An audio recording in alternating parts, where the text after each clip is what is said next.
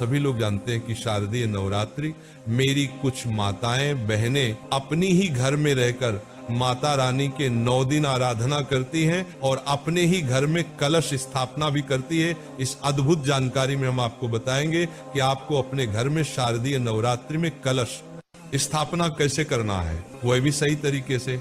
देखिए महाराज, इस बार शारदीय नवरात्रि 22 सितंबर 2025 से शुरू हो रही है और 1 अक्टूबर 2025 के दिन तक चलने वाली है। आप सभी को कलश स्थापना 22 सितंबर 2025 सोमवार के दिन ही करना है और इस दिन कलश स्थापना का शुभ मुहूर्त सुबह 6:09 से सुबह 8:06 के बीच का रहेगा। कलश स्थापना करने के लिए सबसे पहले आप अपने ही घर में एक चौकी लगा लें, उसके ऊपर लाल कपड़ा बिछा लें और कोई माता रानी की फोटो या तस्वीर चौकी पर विराजमान कर ले। माता रानी के सीधे हाथ की तरफ आपको कलश स्थापना करनी है। कलश स्थापना के लिए सबसे पहले आपको चावल से अष्टदल कमल बनाना होता है। यदि अष्टदल कमल बनाना ना आता हो तो आप चावल की ढेरी लगाकर उसके ऊपर कलश को स्थापित कर सकते हैं। कलश या लोटा आपको पीतल, तांबा या मिट्टी का ही लेना है। यहाँ पर स्टील का लोटा नहीं लिया जाता है। सबसे पहले आप अपने लोटे के अंदर थोड़ा सा गंगा जल डालें, उसके बाद उसके अंदर शुद्ध जल भरकर उसे फुल भर दें। अब आप इस कलश को सबसे पहले कलावा बांधे और इसके ऊपर एक स्वास्तिक भी बना दें और इस लोटे के अंदर अब आप रौली डालें, एक हल्दी की गांठ डालें, एक दूर्वा डालें और आम के 9 पत्ते लेकर कलश के ऊपर सजा दें।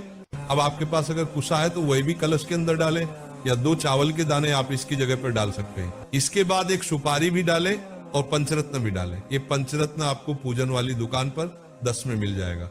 अभी 1 रुपए का सिक्का भी डाल दें और एक कटोरी लेकर उसमें गेहूं या चावल भरकर उस कटोरी को इस कलश के ऊपर रख दें। साथियों, अब आपको एक नारियल लेना है।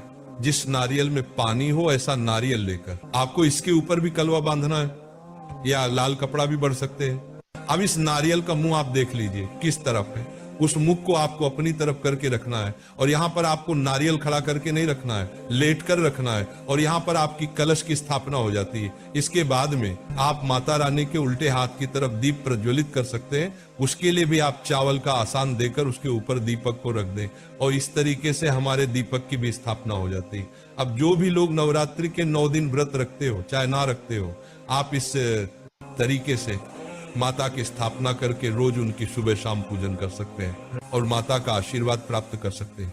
प्रिय साथियों, अब हम आशा करते हैं कि आपको कलश स्थापना की सरल विधि मालूम पड़ गई होगी।